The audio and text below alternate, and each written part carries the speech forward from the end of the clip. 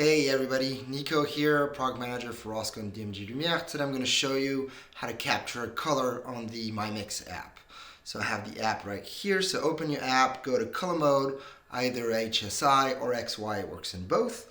Press the top left little icon with the camera saying capture. Press that. You can choose from your image library or you can take a picture right away. I'm going to choose from an image library.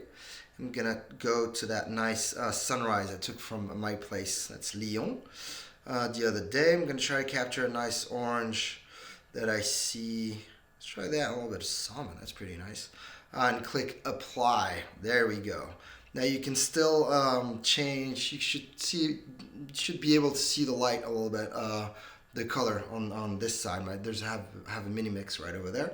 You can still change the intensity, change the saturation a little bit if you feel like it, or the hue angle. Once this is done, you can now save that color.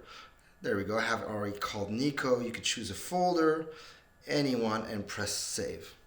There you go. Have a great day and stay safe.